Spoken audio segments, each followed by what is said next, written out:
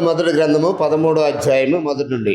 అంతటా దైవజనుడైన ఒకడు యెహోవా చేత సెలవు నుండి యూదా దేశం నుండి బేతేలునకు వచ్చి ధూపం వేయుటకై యరొబాము ఆ బలిపీఠం వద్ద నిలిచి ఉండగా ఆ దైవజనుడు యెహోవా ఆజ్ఞ చేత బలిపీఠమునకు ఈ ప్రకటన చేసెను. బలిపీఠమా, బలిపీఠమా, యెహోవా సెలవిచ్చినదేమనగా, దావీదు సంతతిలో యోషియా అను ఒక శిశువు పుట్టును. నీ మీద ధూపం వేసిన ఉన్నత స్థలముల యొక్క యాజకులను అతడు నీ మీద అర్పించును. అతడు మనుష్య శల్యములను నీ మీద దహనము చేయును అని అన్నాడు. అంటే ఈ బలిపీఠాలు బద్దలైపోతాయి, కాల్చివేయబడతాయి. ఈ యెరొబాము ఏర్పాటు చేసిన యాజకులు కూడా కాల్చివేయబడతారు. వాళ్ళ యొక్క బూడి తీసుకొచ్చి దాని మీద ధూపం వేయడం జరుగుతుంది. ఇదంతా జరుగుతుందని దేవుడు ఆ రోజు చెప్పాడు. అతనేం చెప్తున్నాడు? దేవుని సేవ అంటున్నాడు, మీ దేవుడు ఇవి అంటున్నాడు, యెరూషలేము వెళ్ళడం మీకు కష్టం అంటున్నాడు. ఈయన దేవుడేమంటున్నాడు?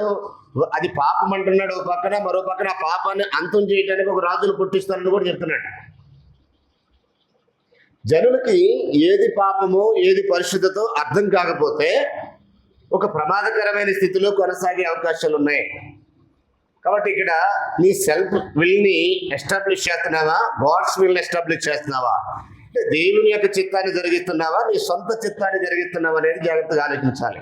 యెరొబాము దగ్గర నుంచి ఏమి నేర్చుకుంటామంటే మనము, అలా సొంత చిత్తాన్ని జరిగించేవాడు పాపానికి మనుషులను నడిపిస్తున్నాడు. ఎప్పుడైనా ఎక్కడైనా నేడు క్రొత్త నిబంధనకు వేరుగా మనుషులను ఒకడు ప్రేరేపిస్తున్నాడంటే జనుల చేత చేయించేది పరిశుద్ధమైన కార్యం కాదు, పాపం చేయిస్తున్నాడని గుర్తించాలి. నాడు అతను చేసింది దేవుని పేరటే చేయించాడు. ఇవే మీ దేవుడు అన్నాడు, పైగా ఐగుప్తు నుండి రప్పించిన మీ దేవుడు ఇవి అన్నాడు. దేవుడేమో నేనైనా యెహోవానైనా నేనే మిమ్మల్ని ఐగుప్తు నుండి తెచ్చానని ఆయన అంటే, ఈ దూడలే మిమ్మల్ని తీసుకొచ్చాయని వీడు అంటున్నాడు. ప్రజలు నమ్మారా దాన్ని? పాపం చేశారా, పరిశుద్ధమైన కార్యం చేశారా? నమ్మిన వాడు పాపం చేస్తున్నాడా లేక పరిశుద్ధత స్థాపిస్తున్నాడా? ఇంత క్లియర్గా గ్రంథంలో తర్వాత అది ఎట్ట పాపం కొద్దిగా చెప్పు అంటారు. అది ఇంతకాలం అసలు ఏం నేర్చుకున్నారో అర్థం కాదు. ఏమి నేర్చుకోవాలా, వచ్చి కూర్చొని వెళ్ళిపోతున్నారు.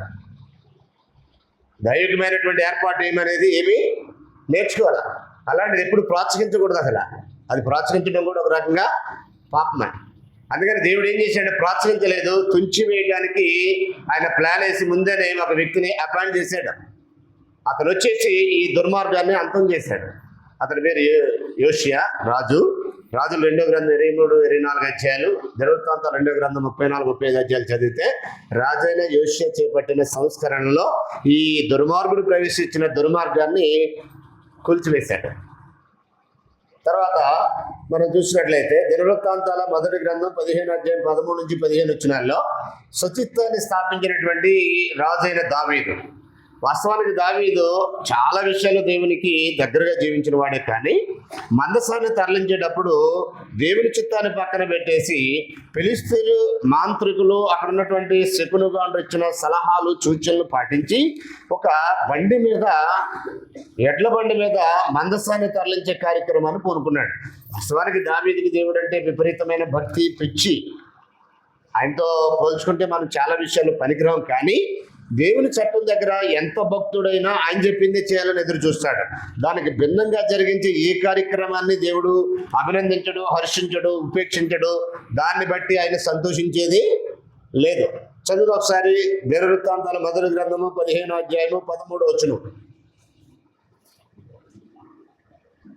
ఇంతకు ముందు మీరు ఇశ్రాయేలీయుల దేవుడైన యెహోవా మందసమును మోయకుండుట చేత. ఎవరితో మాట్లాడుతున్నాడు ఈయనంటే? లేవీయులతో మాట్లాడుతున్నాడు. ఒకసారి 11 నుంచి 5 మీకు అర్థమవుద్ది. అందరి దావీదు యాజకులైన సాదోకును, అబ్యాతారును, లేవీయులైన ఊరీయేలు, ఆషాయ, యోవేలు, షెమయ, ఎలియేలు, అమినదాబు అను వారిని పిలిపించి వారి చెట్లను. ఎవరిని పిలిపించాడు? దేవుడు ఏర్పాటు చేసిన సేవకులను పిలిపించాడు, యాజకులను పిలిపించాడు, లేవీయులను పిలిపించాడు. వారి పేర్లు కూడా కొన్ని ఇక్కడ రికార్డ్ చేశాడు. 12వ వచనం, లేవీయులు పితరుల సంతతులకు మీరు పెద్దలై ఉన్నారు అంటే వారిలో పెద్దలు పిలిపించాడు. ఇంతకు ముందు మీరు అంటే లేవీయులు, దేవుడు ఏర్పాటు చేసిన యాజకులు, మీరు ఇశ్రాయేలు దేవుడైన యెహోవా మందసం మోయకుండుట చేత. మీరు సంఖ్యాకాండం 4 నుంచి 6 అధ్యాయాలు చదివితే లేవీయులు, కహాతీయులు మాత్రమే భుజాల మీద మోయాలని రికార్డు ఉంది. లేవీలో కూడా గెర్షోనీలు, మొరారీలు ఉన్నారు. లేవీలు ఎవరు అని మనం ఆలోచన చేస్తే మళ్ళీ యాకోబు 12 మంది కుమారుల్లో లేవి ఒకడు. ఆ లేవికి 3 కుమారులు ఉన్నారు. మళ్ళీ వారిలో గెర్షోను, మొరారు, కహాతు. ఈ గెర్షోనీలకు ఒక బాధ్యత అప్పగించాడు దేవుడు, మొరారీలకు ఒక బాధ్యత అప్పగించాడు దేవుడు, కహాతీలకు ఒక బాధ్యత అప్పగించాడు. కహాతీలకు అప్పగించిన బాధ్యత ఏంటంటే దైవ సంబంధమైనటువంటి వస్తువులను వారి భుజాల మీద వారే మొయ్యాలనేది దేవుని యొక్క ఏర్పాటు. కానీ ఈయన ఏం చేశాడంటే, ఫిలిస్తీన్లు ఎలాగైతే ఎడ్ల బండి మీద మందసాన్ని తరలించారో దావీదు కూడా అలాగే ఎడ్ల బండి మీద మందసాన్ని తరలించడానికి పూనుకున్నాడు. దేవుడు మొత్తగా ఉజ్జా చనిపోయాడు. ఉజ్జా చనిపోయాక అప్పుడు యెహోవా యొద్ద విధిని బట్టి విచారణ చేయటం ప్రారంభించాడు. చదవండి ఒకసారి 15 అధ్యాయం 13. ఇప్పుడు చదువుతున్నాను. ఇంతకుముందు ఇశ్రాయేలీయులు దేవుడైన యెహోవా మందసం మీరు మోయకుండుట చేతను మనము మన దేవుడైన యెహోవా యొద్ద విధిని బట్టి విచారణ చేయకుండుట చేతను ఆయన మనలో ఈ నాశనము కలగజేసిన. అంటే ఈ ఉజ్జా అనేవాడు చావడానికి కారణం ఏంటంటే యెహోవా యొద్ద విధిని బట్టి విచారణ చేయకుండా మందసాన్ని తరలించే కార్యక్రమాన్ని ఉత్సాహంగా చేపట్టాడు భక్తుడైన దావీదు. ఎవరి కోసం చేస్తున్నాడు దావీదు? దేవుని మీద ప్రేమతో చేస్తున్నాడా, ద్వేషంతో చేస్తున్నాడా? ప్రేమతోనే చేస్తున్నాడు. కానీ అక్కడ దేవుని చట్టాన్ని, దేవుని చిత్తాన్ని, దేవుని యొక్క ఆజ్ఞను, దేవుని యొక్క న్యాయ విధులను ఆయన న్యాయ విధిని బట్టి విచారణ చేయకుండా ఈ పనికి పూనుకున్నాడు. మీరు ఇది ఎలా జరిగిందని ఆలోచన చేస్తే సమూయేలు మొదటి గ్రంథం 4, 5, 6, 7, 8 అధ్యాయాలు చదివితే ఈ మందసం ఫిలిస్తీన్లు కొల్లగొట్టుకెళ్తారు ఒకసారి. అప్పుడు దేవుడు వారిని శపిస్తే వారి పంటలు పందికొక్కులు వేసేస్తే వారికి గడ్డలతో దేవుడు ముద్దితే చాలా మంది చనిపోతారు. వాళ్ళు భయపడిపోయి వారి దేశంలో ఉన్న మాంత్రికుల్ని విచారిస్తారు, శకుని గంటలు విచారిస్తారు. అప్పుడు వాళ్ళు చెప్తారు, మీ పాపానికి పరిహారం కావాలంటే ఆ మందస్సాన్ని ఇజ్రాయెల్ దేశాన్ని తోలేయండి. ఎలా తోలాలంటే ఎడ్ల బండి ఒకటి తయారు చేయండి, ఆడమి నావులను సెట్ చేయండి, ఆ మందస్సాన్ని ఆ బండి మీద ఎక్కించండి. మీరు ఇశ్రాయేల్ 5 సర్దార్లు ఉంటారు కదా, ఒక్కొక్కడికి 5 పందికొక్కులు, బంగారు పందికొక్కులు చేయండి పాప పరిహారార్థ బలిగా. 5 బంగారు గడ్డలు తయారు చేయండి. ఈ వస్తువులు కూడా దాని మీద పెట్టేయండి. పెట్టేసి ఆ మందసాన్ని తరలిస్తే మీకు వచ్చిన ఈ శాపం పోద్దని చెప్తారు. ఈ సలహా ఎక్కడిది? ఫిలిస్తీన్ మాంత్రికులది. ఇల్లు తీయగానే, ఫౌండేషన్ వేయగానే నవధాన్యాలు, కొబ్బరి నూనె ఇవన్నీ ఉంటాయని నిన్న మన సోదరులు ఎవరు చెప్పారు కదా. ఇవన్నీ ఎక్కడ తీసుకున్నారు ఈ సలహాలు? ఫౌండేషన్ గొయ్యిలో నవధాన్యాలు వేయాలి పునాది వేసేటప్పుడు ఎవరు చెప్పారు? ఎడ్ల బండి ఫిలిస్తీన్లండి, ఫిలిస్తీన్ మాంత్రికులు చెప్పారు ఎడ్ల బండి సలహా. అర్థమైందా? మరి గొయ్యి దువ్వేటప్పుడు దాంట్లో నవధాన్యాలు వేయాలి, కొబ్బు నూనె పోయాలి. కొబ్బు నూనె పోయాలనేది ఈడొక మంత్రగాడు, పాస్టర్ అనబడేవాడు చెప్పింది ఇది, కొబ్బు నూనె పోయాలనేది. అర్థమైందా? ఆ నవధాన్యాలు పోయాలనేదేమో ఇతర మతస్థులు, ఇతర మతానికి సంబంధించిన ఆ పండితులు అనబడే వాళ్ళు చెప్పారు, అవి వేస్తే ఇల్లు బాగుంటుందని. జనరల్గా ఆలోచన చేస్తే వాటితో పని లేదు. అసలు దేవుడు ఎక్కడ అలాంటి చెప్పలా. ఇక్కడ యేసుప్రభు కూడా లోతుగా పోయేది గట్టిగా ఫౌండేషన్ వేస్తే ఆ ఇల్లు గట్టిగా ఉంటుందని చెప్పాడు. మీరు లోకాసు వార్త, మత్తయి సువార్త 7వ అధ్యాయము, లోకాసు వార్త 6వ అధ్యాయంలో మనం చదివిన భాగాలు మీరు కరెక్ట్గా చదివితే అక్కడ ఒక ఇల్లు గట్టిగా ఉండాలంటే ప్రభు ఏం చెప్పాడంటే లోతుగా తవ్వాలి, ఫౌండేషన్ గట్టిగా వేయాలన్నాడు. వీళ్ళు ఏం చెప్తున్నారంటే నవధాన్యాలు అయితే గట్టిగా ఉంటుంది, కొబ్బరి నూనె ప్రార్థన చేసిపోతే గట్టిగా ఉంటుందని ఈ దరిద్రులు చెప్తున్నారు. ఈ దరిద్రుల సలహాలు పాటించి చాలా మంది అలా చేస్తుంటారు. ఇప్పుడు ఈ దరిద్ర సలహా ఎవరు ఇచ్చారు దావీదుకి? ఎడ్ల బండి మీద మందసాన్ని తరలించాలనే సలహా ఎవరిది? ఫిలిస్తీన్ మాంత్రికుల సలహా. అది దేవుని యొద్ద నుంచి వచ్చింది కాదు. రాజు అనే వాడికి నిజంగా దేవుడు అంటే రెస్పెక్ట్ ఉంటే యెహోవా గ్రంథమును ఒక ప్రతిని తన యొద్ద ఉంచుకోవాలి, జిరాక్స్ కాపీ. దాన్ని చదివి పరిపాలన చేయాలని ద్వితీయోపదేశకాండం 17వ అధ్యాయం 22 నుంచి మనం చదివితే అక్కడ ఉంటుంది ఆ మాట. ఇతను నిజంగా గ్రంథం ఎప్పుడు చదవాలి? ఉజ్జా చనిపోక ముందే చదవాలి. ఎప్పుడు చదివాడు? ఉజ్జా చనిపోయాక చదువుతున్నాడు. ఇంతకు ముందు యెహోవా యొద్ద విధిని బట్టి విచారణ చేయలేదు. ఇప్పుడు విధిని బట్టి విచారణ చేయగా తేలిన ఫలితార్థం ఏంటంటే ఎడ్ల బండి మీద కాదు మందసాన్ని తరలించేది, లేవి పెద్దలారా మీరు దీన్ని మోసుకెళ్ళాలనేది నాకు అర్థమైంది, మహానుభావులారా మీరు రండి, మీరు తీసుకెళ్ళండి అప్పుడు చెప్తున్నాడు. ఈ బుద్ధి ఎప్పుడు ఉండాలి? ఉజ్జా చనిపోక ముందు ఉండాలి కదా. రేపు యేసు ప్రభు దగ్గరికి వెళ్ళాక నువ్వు ఎవడో నాకు తెలియదంటే, అదేంటయ్యా 10 లక్షలు పెట్టి కొన్నాం, మేము సంఘం నుంచి తిరుగుబాటు చేసి వచ్చాం, 10 లక్షలు పెట్టి కొన్నాం, ఇక్కడ కూడా స్థాపించేమేవారంటే ఎవడరు నువ్వు అంటాడు. ఎక్కడ సభ్యుడివి, ఎవరు పంపించారు నిన్ను, అసలు నువ్వు చేసేది ఏంటి, అసలు నీ ఇష్టం నెరవేర్చడానికి నువ్వేదో కొని నీ దగ్గర డబ్బులు ఉన్నాయని నీ దగ్గర లక్షలు ఉన్నాయని కొంటావా? సంఘం మీద తిరుగుబాటు చేసేవాడు కొంటే ఆ పనికిమాల పని ప్రోత్సహించేవాళ్ళు మరి కొంతమంది పనికిమాల వాళ్ళు. ఇక్కడ ఇదే చేశాడు. దావీదుకి దేవుడు అంటే భక్తి లేక కాదు, విపరీతమైన భక్తి. ఇప్పుడున్న భక్తులు ఆయన ముందు అసలు పనికిరారు. అయినా సరే దేవుడు యాక్షన్ తీసుకున్నాడు. స్పాట్లో ఉద్యాన్ని చంపేశాడు. దావీదు వెంటనే మోకాళ్ళు ఉంచాడు, గ్రంథం తెరిచాడు. గ్రంథంలో ఏమి రాయబడిందని ఎంక్వైరీ చేశాడు. ఎంక్వైరీలో తేలింది ఏంటంటే ఎడ్ల బండి మీద కాదు, లేవీళ్ళు కహాతీలు మాత్రమే దాన్ని మోయాలనేది అర్థమైంది. వాళ్ళు పెద్దలు పిలిపించి ఆ పనిని సక్సెస్ఫుల్గా మందసాన్ని తరలించాడు. సొంత చిత్తం అంటే ఎలా ఉంటుందంటే దావీదు ఇక్కడ చేసినలాగా ఉంటుంది. సొంత చిత్తం అంటే ఎలా ఉంటుందంటే యెరోబాము చేసినట్టు ఉంటుంది. మరొక ఉదాహరణ చూడండి, రోమపత్రిక 10వ అధ్యాయం. మన దగ్గరికి వద్ద ఒకసారి. స్వనీతి స్థాపకులు ఉంటారు సంఘంలో. దేవుని నీతిని పక్కన పెట్టేసి స్వనీతిని స్థాపించేవారు ఉంటారు. రోమిలకు రాసిన పత్రిక 10వ అధ్యాయం ఒకసారి చూడండి.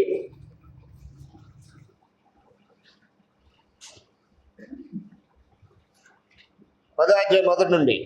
సహోదరులారా, ఇశ్రాయేలు రక్షణ పొందవలనని నా హృదయాభిలాషయు, వారి విషయమై నేను దేవునికి చేయి ప్రార్థన ఉన్నవి.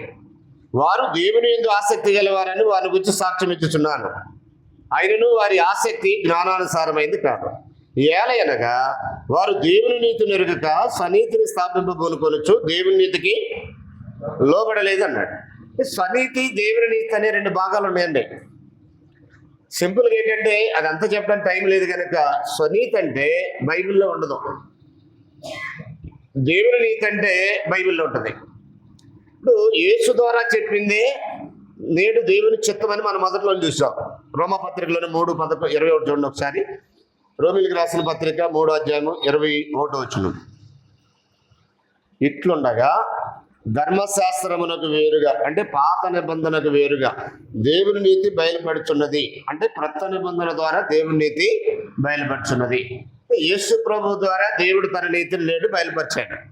ఇప్పుడు దేవుని నీతిని స్థాపించాలనుకునేవాడు యేసు చెప్పాడు, ఈ నా మాటలు విని వాడు చొప్పున చేయి ప్రతివాడు బండ మీద ఇల్లు కట్టుకున్న బుద్ధిమంతుడు పోలి ఉంటాడు.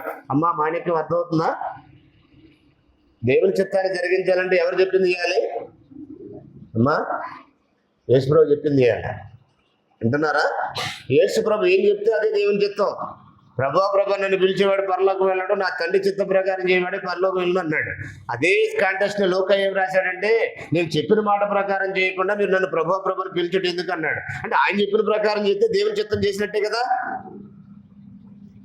ఈనా మాటలు విని వాడి చొప్పున చేయవాడు బండ మీద ఇల్లు కట్టుకుని బుద్ధిమంతుడు అన్నాడు. అంటే వాడే దేవుని చిత్తాన్ని జరిగించిన వాడు కదా.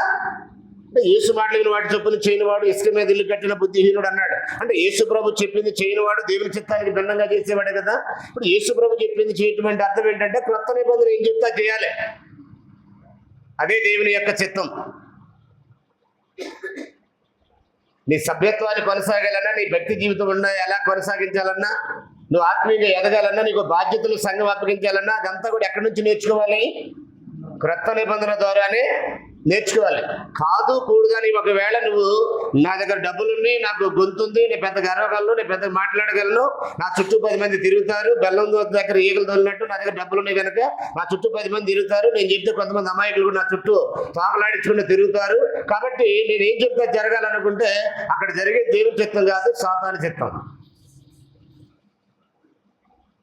కాబట్టి స్వతిత్వం ఎలా ఉంటుందంటే, స్వేచ్ఛ అంటే ఎలా ఉంటుందంటే దేవుని చట్టాన్ని పూర్తిగా పక్కన పెట్టేసి సొంత ఇష్టాన్ని జరిగించడానికి ప్రయత్నించడం స్వేచ్ఛ అంటారు. అది అలా ఉండకూడదు నాయకుడు అని చెప్తున్నాడు. అతడు స్వేచ్ఛాపరుడై ఉన్నక అన్నాడంటే అర్థం ఏంటి? సంఘ నాయకుడు స్వేచ్ఛాపరుడై ఉండకూడదు, దేవుని చిత్తాన్ని జరిగించేవాడై ఉండాలనేది దాని యొక్క ఉద్దేశం. 2వ పాయింట్లోకి వెళితే క్రైస్తవులు దేవుని చిత్తాన్నే జరిగించాలి అనేది ఆజ్ఞ. ఒకసారి హెబ్రీ పత్రిక 10వ అధ్యాయం 7వ వచనంలో క్రైస్తవ నాయకుడు దేవుని చిత్తానికే ఓటేశాడు. ప్రాణాలు పోతున్న పరిస్థితుల్లో కూడా దేవుని చిత్తమే జరగాలని సంకల్పించాడు. ఆయన దానికి తను తాను అప్పగించుకున్నాడు. ఒకసారి చదువుదాం. హెబ్రీలకు రాసిన పత్రిక 10వ అధ్యాయం 7వ వచనం. అందరు బైబిల్ చూడండి, లేదా 4 నుంచి చదువుతున్నాను, 5 నుంచి చదువుతున్నాను. కాబట్టి ఆయన ఈ లోకమందు ప్రవేశించినప్పుడు, ఎవరు ఈ లోకమందు ప్రవేశించినప్పుడు? యేసు ప్రభువారు ఈ లోకమందు ప్రవేశించినప్పుడు, అంటే 2000 సంవత్సరాల క్రితం ఇలాగ చెప్పుచున్నాడంట. ఆ విషయాన్ని హెబ్రీ రచయితకు దేవుడు బయలుపరిచాడు ఆత్మ ద్వారా. హెబ్రీ రచయిత 10వ అధ్యాయము 5వ వచనంలో రికార్డ్ చేస్తున్నాడు. బలియు అర్పణ నీవు కోరలేదు గాని నాకు ఒక శరీరమును అమర్చితివి, పూర్ణ హోమములు పాప పరిహారార్థ బలులు నీకు ఇష్టమైనవి కావు. అప్పుడు నేను గ్రంథపు చుట్టలో నన్ను గురించి రాయబడిన ప్రకారము, దేవా నీ చిత్తము నెరవేర్చుడు ఇదిగో నేను వచ్చి ఉన్నానంటని. యేసు ప్రభువారు తన చిత్తాన్ని నెరవేర్చుకోవడానికి రాలేదా? యేసు ప్రభు అంతటి వాడే దేవుని చిత్తాన్ని జరిగించాలంటున్నాడంటే ఇక సామాన్య నరుడికి స్వచిత్తాన్ని స్థాపించే రైట్స్ ఎక్కడ ఉంటాయండి? ఒక మామూలు వ్యక్తికి సొంత ఇష్టాన్ని జరిగించడానికి అధికారం ఉంటుందా? ప్రాణాలు పోయే పరిస్థితుల్లో కూడా దేవుని చిత్తమే జరగాలని కోరుకున్నటువంటి ఒక త్యాగపూరితమైనటువంటి త్యాగమూర్తి ప్రభువైన యేసు. ఒకసారి చదువుదాం సువార్త రచనలో ఈ భాగాన్ని చదివితే మనకు అర్థమవుతుంది. మత్తయి సువార్త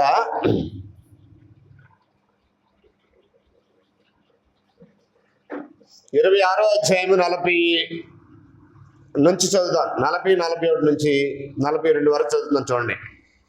ఆయన మరలా శిష్యుల యొద్దకు వచ్చి వారు నిద్రించుట చూసి, ఒక గడి అయినను నాతో కూడా మేలుకొని ఉండలేరా?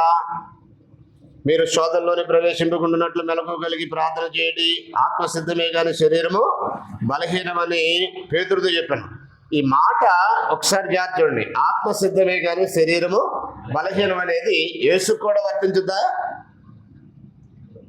శరీరంలోనే ఉన్నాడు అప్పుడు ఆయన? శరీరంలోనే ఉన్నాడా? ఉండమంటే ఏమన్నాడు? ఏ పని చేయడానికి వచ్చాడో ఆ పని గురించి మాట్లాడితే ఉన్నాడు. చూడండి 42. మరలా 2వ మారు వెళ్ళి, నా తండ్రి, నేను దీన్ని త్రాగితేనే గాని ఇది నా యుద్ధ నుండి తొలగిపోవుట సాధ్యం కాని ఎడల నీ చిత్తమే సిద్ధించునుగా కానీ ప్రార్థించి. లూకాయే రాస్తాడు, మార్కే రాస్తాడు, నీ చిత్తమే దిగిన నా యుద్ధ నుండి తొలగించు అని రాస్తాడు. ఇక్కడేమన్నాడంటే, నేను తాగితేనే కానీ ఇది నా ఎదురుని తప్పదనుకుంటే ఖచ్చితంగా తాగుతాను. ఒకవేళ ఏమైనా పాసిబిలిటీ ఉంటే నేను తాకుండా ఇది తప్పే అవకాశం ఉంటే దీన్ని తప్పించాను అంటున్నాడు. ఎందుకంటే ఆయనకి తెలుసు ఆత్మసిద్ధమే, ఆయన ఆత్మరూపిగా ఆయన సిద్ధమే దేవుని చిత్తాన్నే జరిగించడానికి. శారీరకంగా ఆయన కూడా బలహీనుడు. కాబట్టి ఇప్పుడు ఈ బలహీనతను బట్టి ఏమన్నాడంటే, నీ చిత్తమే దిగిన నా ఎదురుని తొలగించన్నాడు. ఆయనను నా ఇష్టం కాదు నీ చిత్తమే. అంటే ప్రాణాలు పోయే పరిస్థితుల్లో కూడా దేవుని చిత్తానికే తల ఉంచినటువంటి ఘనుడు ప్రభువైన యేసు. మరి ఆయన శిష్యులు, ఆయన సంఘము ఎలాంటి వారై ఉండాలి? యేసుక్రీస్తు యొక్క అడుగుజాడల్లో నడిచేవాడు ఎలా ఉంటాడు? ఏ పరిస్థితుల్లోనైనా దేవుని చిత్తానికి తల ఉంచుతాడు. అది అవమానమైనా, నిందలైనా, హింసలైనా, ఉపద్రవాలైనా, వస్త్రహీనతైనా, ఆకలి దప్పులైనా, ఏ పరిస్థితి అయినా, పరిస్థితులు ఎంత దొడ్డుగా ఉన్నా ఏ పరిస్థితుల్లోనైనా దేవుని చిత్తమే జరగాలి. ప్రాణం కంటే ఎక్కువ ఏంటండి? ప్రాణాలు పోయే పరిస్థితులను ప్రభు అన్నాడు, నీ చిత్తమే, నా ఇష్టం కాదని. అది ప్రాణాలు పోయే సమయం. అది తెల్లారి భయంకరంగా చంపుతారని తెలుసు ఆయనకి. చెమట రక్త బిందు వలె మారిపోతుంది. శిష్యులు బెత్తలాడుతున్నారు, నా కోసం ప్రార్థన చేయండి అని. ఒక గడి కూడా నా కోసం మీరు మెలుపుకుని ప్రార్థన చేయలేరని ప్రాధేయపడుతున్నాడు. ఇక వాళ్ళ దాకా నిద్రపోతుంటే ఈయన వెళ్ళి ఒంటరిగా వెళ్ళి ఆ దేవుని గోజాడుతున్నాడు. ఆయన చెమటలు కారిపోతున్నాయి, ఆ చెమట రక్త బిందు వలె మారిపోతుంది. తండ్రి, నీ చిత్తమైతే గిన్నె నాయకుడిని తొలగించి మరి మొరపెడుతున్నాను. నేను తాగితేనే కానీ తొలగదనుకుంటే, తాగేస్తాను తప్పదు అనుకుంటే, అప్పుడు కూడా ఏంటి ఆయన ఉద్దేశం అంటే దేవుని చిత్తమే జరగాలని. ఇప్పుడు దేవుని చిత్తాన్ని జరగాలనుకుని ప్రధాన కాపరి అన్నాడు. మరి ఆయన కింద కాపురులు ఎలా ఉండాలి? వారి చిత్తాన్ని జరిగిస్తారు. సంఘంలో నాయకులు ఎలాంటి వారు ఉండాలంటే, వారికి ఒక నాయకుడు ఉన్నాడు, ప్రధాన కాపరు ఒక ఆయన ఉన్నాడు, సార్వత్రిక కాపరు ఆయన కింద స్థానిక సంఘంలో కాపర్లు. వారి గురించి మనం ఆలోచన చేస్తున్నాం. వారు స్వచిత్వాన్ని జరిగించే వారు ఉండకూడదు, దేవుని చిత్తానికి తల ఉంచే వారు ఉండాలి. సంఘ పెద్దలే కాదు, ఎక్కడున్నా మనం అందరం కూడా స్పెసిఫిక్గా వాళ్ళ గురించి మాట్లాడుతున్నారు కనుక ఆ విషయం ఎత్తుతున్నా నేను. ఎందుకంటే ప్రధాన కాపరి దేవుని చిత్తానికి తల ఉంచాడు ప్రాణాలు పోయే పరిస్థితుల్లో కూడా. రోమపత్రిక 12వ అధ్యాయం 2వ వచనం ఒకసారి చూడండి. రోమిలికి రాసిన పత్రిక 12వ అధ్యాయము 2వ వచనం. 12వ అధ్యాయము 2వ వచనం ఒకసారి చూడండి. మీరు ఈ లోక మర్యాదను అనుసరింపక ఉత్తమమును అనుకూలమును సంపూర్ణమునైన దేవుని చిత్తమేదో పరీక్షించి తెలుసుకున్నట్లు మీ మనస్సు మారి నూతనమగటం వల్ల రూపాంతరం చెందుడి అని అన్నాడు. రూపాంతరం పొందాలని అంటే దేవుని చిత్తం ఏంటో తెలియాలి. దేవుని చిత్తం తెలియని వాడు రూపాంతరం చెందడు, పాత జీవితంలోనే ఉంటాడు. ఇంతకుముందు ఎలా ఉన్నాడు, ఇప్పుడు కూడా అలాగే ఉంటాడు. ఉత్తమమును అనుకూలమును సంపూర్ణమైన దేవుని చిత్తాన్ని ఎరిగిన వారు మాత్రమే రూపాంతరం చెందుతారు. పాత జీవితాన్ని సమాధి చేసి కొత్త జీవితాన్ని ప్రారంభిస్తారు. రూపాంతరం చెందడం అంటే మనకి సీతాకోక చిలుకని స్టడీ చేస్తే దాని పూర్వపు స్థితి ఏంటో మనకు అర్థమైతే, ప్రస్తుతం అది ఎలా ఉందో మనకు అర్థమైతే, రూపాంతరం అంటే ఏంటో మనకు అర్థమవుతాయి. దాని మొదటి స్థితి ఏంటంటే గొంగళి పురుగు. కాలక్రమంలో ఎలా ట్రాన్స్ఫర్మేషన్ అవుతుందంటే, అది ఎలా రూపాంతరం చెందుతుందంటే అందమైన సీతాకోక చిలుకగా ఉంటుంది. క్రీస్తు యేసు పరిచయం కాకమునుపు, బైబిల్ పరిచయం కాకమునుపు, దేవుడు పరిచయం కాకమునుపు మన బ్రతుకు ఒక రోతే. కానీ యేసుక్రీస్తునందుకు వచ్చిన తర్వాత, ఆయన అంగీకరించిన తర్వాత, ఆయన ప్రభువుగా స్వీకరించిన తర్వాత, ఆయన రక్తంతో వచ్చిన క్రొత్త నిబంధన సందేశాన్ని విన్న తర్వాత రోత బతుకులు సువాసనగా మారిపోవాలన్నాడు, పరిమళ వాసనగా మారాలన్నాడు. అలాంటి ఒక విధానంలోనికి మారాలంటే ఉత్తమమైన అనుకూలమైన సంపూర్ణమైన దేవుని చిత్తం మీద తెలవాలి. మనకది తెలిసినప్పుడే మన జీవితాలు రూపాంతరం చెందాయి. దేవుని పిల్లలు దేవుని చిత్తాన్ని జరిగించేవారుగా రూపాంతరం చెందాలంటే దేవుని చిత్తాన్ని నేర్చుకోవాలి, స్టడీ చేయాలి. సింపుల్గా కొత్త నిబంధన దేవుని చిత్తం అని చెప్పాను, అంతే కదా. యేసుప్రభు చెప్పిందే దేవుని యొక్క చిత్తం నేడు. ఈ దినములంతమంది కుమారుని ద్వారా మాట్లాడాడు, అయిపోయింది. దేవుడు యేసుప్రభు ద్వారా ఏం మాట్లాడాడో అదే దేవుని యొక్క చిత్తం. అంటే కొత్త నిబంధన దేవుని యొక్క చిత్తం నేడు. దాన్ని చక్కగా నేర్చుకుని దాని ప్రకారం జీవించినట్లయితే దేవుని చిత్తాన్ని జరిగించడానికి సాధ్యపడుతుంది. యోహాను రాసిన మొదటి పత్రిక 2:17 ఒకసారి చదువుదాం. యోహాను రాసిన మొదటి పత్రిక 2:17లో దేవుని చిత్తాన్ని జరిగించిన వాడే నిత్యత్వం దేవునితో గడుపుతాడని చెప్తున్నాడు. అక్కడ క్రైస్తవులు దేవుని చిత్తాన్ని ఎందుకు జరిగించాలి? 2వ అధ్యాయము 17 వచ్చింది చూడండి ఒకసారి. లోకమును దాని ఆశ గతించిపోతున్నవి కానీ దేవుని చిత్తమును జరిగించే వాడు నిరంతరము నిలుచును అన్నాడు. నిరంతరము నిలిచేవాడు, దేవునితో ఎదుగుగానే జీవించేవారు ఎవరంటే, ఎవరైతే దేవుని చిత్తాన్ని జరిగిస్తారో వారే నిరంతరం నిలిచేవారు, వారు మాత్రమే ఎల్లప్పుడూ దేవునితో ఉండేవారనే విషయాన్ని ఇక్కడ తెలియజేస్తున్నాడు. కాబట్టి రెండవదిగా మనం ఏం చేస్తున్నామంటే, క్రైస్తవులు దేవుని చిత్తాన్ని జరిగించేవారై ఉండాలి. అలాగే జరిగించినప్పుడు దేవునితో వారు ఉండటానికి సాధ్యపడుతుంది. ఎవరైతే దేవుని చిత్తాన్ని జరిగించారో వారి గురించి ఏమన్నాడంటే, వారు నరకపాత్రులు అన్నాడు. దేవుని చిత్తాన్ని ఒకవేళ జరిగించలేదనుకో, నా ఇష్టం నేను జరిగిస్తానన్నాడు అనుకో, ప్రభు చెప్పింది ఏంటి? మత్తయి సువార్తలో కానీ లూకా సువార్తలో కానీ, నా యందు ప్రభు నన్ను పిలిచే ప్రతి వాడు పరలోకి వెళ్ళడని కానీ, నేను చెప్పిన మాట ప్రకారం చేయకుండా ప్రభు నన్ను ఎందుకు పిలుస్తున్నారని కానీ, ఎందుకన్నాడు వాళ్ళని? అలాంటి వారు మీరెవరో నాకు తెలియదని ఎందుకంటున్నాడు? వాళ్ళని అంతిమ గమ్యస్థానం ఏంటి? ఎక్కడికి వెళ్తారు వాళ్ళు? దేవునితో ఉంటారా, లేక నరకంలో సాతానుతో ఉంటారా? మీరెవరు నాకు తెలియదు, అక్రమం చేయవాళ్ళని నా ఎదురుండి పుణ్యారు అంటున్నాడు. ఇక్కడ విషయం గమనించండి, ఆయన చెప్పింది చేయకుండా ఆయన ప్రభుని ఎందుకు అంటున్నారంటావు? ఆయన చెప్పింది చేయకుండా ఆయనను ప్రభుని ఎందుకు అంటున్నారు ప్రజలు?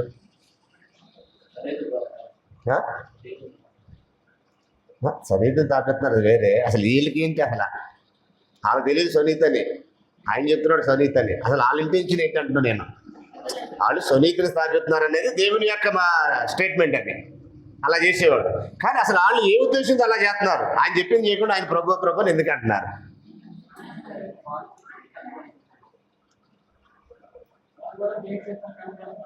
అదిగా అక్కడ కూడా ఒక సెల్ఫిష్నెస్ అనమాట. అంటే స్వార్థం. నీ చెప్పింది చేయగానే నీ అవసరం మాకుందని. ఇప్పుడు తల్లిదండ్రులు అంటే గౌరవం లేకపోయినా ఇష్టం లేకపోయినా వాళ్ళ అవసరాలు వీళ్ళకి ఉన్నాయి. టైంకి భోజనం కావాలి, మంచి బట్టలు కావాలి. కాబట్టి ఇష్టం ఉన్నా లేకపోయినా, గౌరవం ఉన్నా లేకపోయినా లోపల ఆ పదాలు వాడుతుంటారు.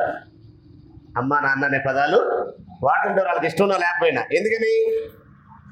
టైంకి భోజనం కావాలి లేకపోతే కుక్క బతుకు అయిపోద్ది, టైంకి బట్టలు కావాలి లేకపోతే దరిద్ర బతుకు అయిపోద్ది, మంచి బట్టలు కావాలి, మంచి భోజనం కావాలి, మంచి వసతి కావాలి ఈ కామన్ జీవితానికి. కాబట్టి అవి కావాలంటే వాళ్ళంటే ఇష్టం ఉన్నా లేకపోయినా, వాళ్ళంటే గౌరవం ఉన్నా లేకపోయినా అలా మాట్లాడుతుంటారు. అలాగే యేసుప్రభు అంటే ఇష్టం ఉన్నా లేకపోయినా, చెప్పింది చేయకపోయినా వీళ్ళకి రోగాలు తగ్గించేవాడని ఒకటి పరిచయం చేశారుగా సమాజంలో. రోగాలు వచ్చినట్టుగా తగ్గిస్తాడు యేసుప్రభు, ఆస్తులు పెంచుతాడు యేసుప్రభు, ఆరోగ్యం ఇస్తాడు యేసుప్రభు, ఆహారం పెడతాడు యేసుప్రభు. అంటే వీళ్ళ యొక్క స్వార్థ కోరికలు తెచ్చుకోవడానికి ప్రభు అంటారు. ఆయన చెప్పింది చేయకుండానే ఆయన ప్రభు అంటున్నారండి. అలాగే సమాజంలో పిల్లలు కూడా, సమాజంలో మనుషులు కూడా ఎవరినైనా పొగుడుతున్నారు, ఆయన చెప్పింది చేయరు కానీ వాళ్ళు పొగుడుతున్నారు. ముఖ్యంగా రాజకీయ నాయకులు పొగుడుతారు, వాళ్ళు చెప్పింది చేయరు వీళ్ళు, కానీ వాళ్ళు పొగుడుతారు. ఎందుకు పొగుడుతారు? వాళ్ళ ద్వారా వీళ్ళు పనులు చేయించుకోవడానికి. ఇప్పుడు యేసును కూడా పొగుడుతున్నారు అక్కడ ప్రభు అని. ఎందుకు పొగుడుతున్నారు అలాగా? ఆయన ద్వారా వీళ్ళ కార్యాలు జరిగించుకోవడానికి. అక్కడ కూడా స్వార్థమే. ఆయన చెప్పింది చేయకుండా ఆయన ప్రభు అంటున్నారంటే అక్కడ కూడా స్వార్థాన్ని ప్రదర్శిస్తున్నాడు. తర్వాత దశలోనికి రాసిన 2వ పత్రిక 1:6-8 మనం చూసినట్లయితే, ఎవరైతే దేవుని చిత్తానికి ఎరగకుండా, దేవుని ఎరకోకుండా ప్రభు యేసు యొక్క సువార్తకి లోబడటమే దేవుని చిత్తం అన్నాడు, అది లోబడకుండా ఉన్నారో వారి గురించి ఏమన్నాడంటే దేవుని కోపం వారి మీదకి వస్తుంది అన్నాడు. దేవుని ఉగ్రత వారి మీద ఉంటుంది అని అన్నాడు. దేవుని ఎరగని వారికి, ప్రభు యేసు వార్తకు లోబడిన వారికి ప్రతిదండన చేయనప్పుడు అని అన్నాడు. ఎవరి మీదకి దేవుని ప్రతిదండన? ఎవరు నరకానికి వెళ్తారనంటే ఎవరైతే దేవుని ఎరగరో. దేవుని ఎరగరంటే దేవుని చిత్తాన్ని ఎరగపడటం కూడా దేవుని ఎరగపడటం. దేవుని ఎరిగిన వాడు దేవుని చిత్తాన్ని ఖచ్చితంగా ఎరుగుతాడు.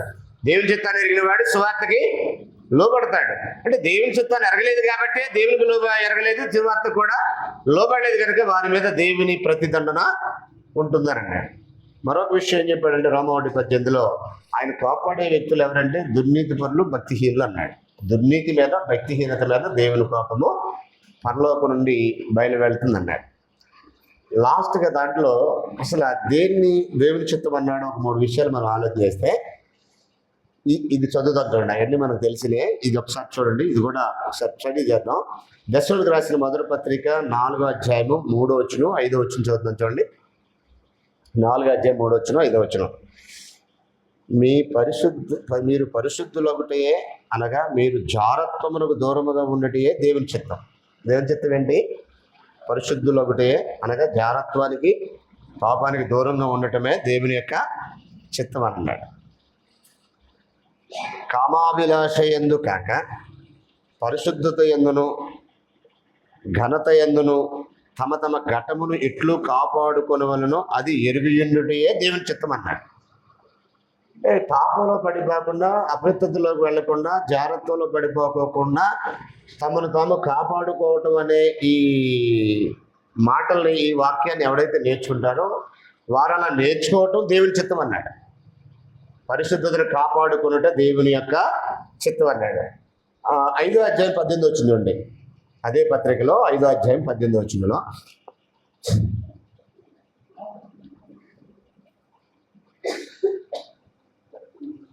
ఇలా 16 చదువుదాం. ప్రతి విషయమందు కృతజ్ఞతాస్తుతులు చెల్లించుడి, ఇలాగూ చేయుట యేసుక్రీస్తునందు మీ విషయంలో దేవుని చిత్తం.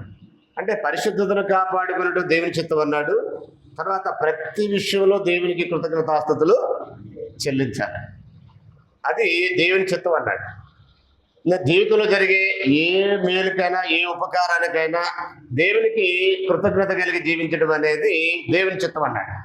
లాస్ట్ ఒక విషయం చూడండి, పేతురు రాసిన రెండో పత్రిక, మూర్ఖుల నోరు మోయించుట దేవుని చిత్తం అన్నట్టు చూడండి. మొదటి పత్రిక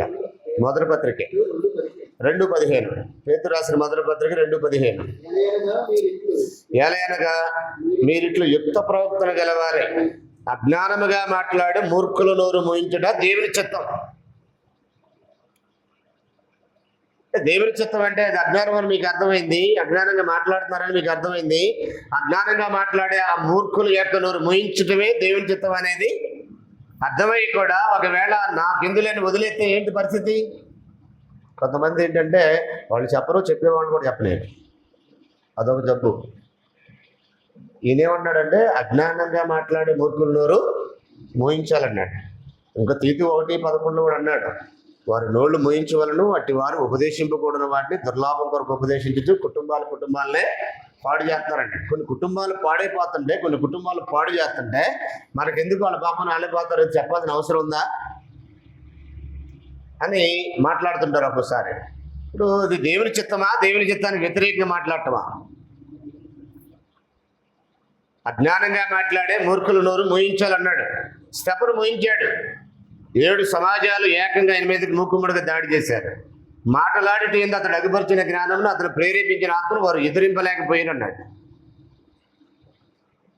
అంటే ఆయన అక్కడ వాక్యం ద్వారా మన మీద మూడులు మోయించడం పాస్టర్లు వేయటం కాదు, ప్లాస్టర్లు తీసుకొచ్చి వాళ్ళ మూతులు ఖండించడం కాదు. నోర్లు మోయించడం అంటే వాళ్ళు ఎక్కడ అజ్ఞానంగా ప్రదర్శిస్తున్నారో, వాక్యానికి ఎక్కడ విభేదిస్తున్నారో, ఆ వాక్యానికి ఎక్కడ వ్యతిరేకంగా ఉన్నారో ఆ విషయాన్ని వాళ్ళకి అర్థమయ్యేటట్టు చెప్పి వారి నోళ్ళు మోయించాలనేది అక్కడ విషయం. కానీ వాస్తవానికి ప్లాస్టర్లు వేసి మోయించడం అనేది కాదు. దేవుని చిత్తం అంటే పరిశుద్ధతను కాపాడుకుంటూ, దేవుని చిత్తం అంటే ప్రతి విషయంలో కృతజ్ఞత కలిగి ఉంటూ, దేవుని చిత్తం అంటే అజ్ఞానంగా మాట్లాడే మూర్ఖుల నోరు మోయించడం. ఇప్పుడు దేవుని చిత్తాన్ని స్థాపించాలంటే మూర్ఖుల నోరు మోయించాలా? నాకెందులో నూరుకోవాలా? ఒక కవి ఇలాగన్నాడు, ఒక మేధావి మౌనం దేశానికి చాలా నష్టం చేస్తుంది అన్నాడు. ఒక వాక్యం తెలిసినటువంటి క్రైస్తవుడు ఒక తప్పు జరుగుతున్నప్పుడు దాని గురించి మాట్లాడకుండా మౌనంగా ఉన్నాడంటే అది క్రైస్తవ్యానికి, క్రీస్తు ఆయన సంఘానికి నష్టం. అది క్రీస్తు యొక్క సంఘానికి నష్టం జరగకుండా ఉండాలనే ఉద్దేశంతో అలాంటి వారి నోళ్ళు మోయించాలన్నాడు. కాబట్టి ఈ పాఠంలో ఓవరాల్గా మనం నేర్చుకునే ఒకే ఒక విషయం మీ మనసులో పెట్టాలనుకున్నది ఏంటంటే, స్వచిత్తాన్ని స్థాపించడం ఆపేద్దాం, స్వనీతిని స్థాపించడం ఆపేద్దాం, సొంత ఉద్దేశాలు నెరవేర్చడం ఆపేద్దాం, దేవుని చిత్తాన్ని జరిగించడానికి పూనుకుందాం. అలా ఎవరైతే దేవుని చిత్తాన్ని జరిగించడంలో ఎదుగుతారో వారిని ఆ సంఘ నాయకులుగా అపాయింట్ చేయాలనేది దేవుని యొక్క ఉద్దేశం. ఇది స్త్రీలకి పురుషులకు కూడా. స్వచిత్తమకాల నాయకులే కాదు స్థాపించకుండా ఉండవలసిందే. దేవుని చిత్తాన్ని స్థాపించడం నాయకులే కాదు, సభ్యులైన వారందరూ దేవుని చిత్తాన్ని స్థాపించాలి. అలాగ మనం ఎదగటానికి ప్రయత్నిద్దాం. శ్రద్ధగా మీ అందరికి కూడా వందనములు చేస్తూ ముగిస్తున్నాం.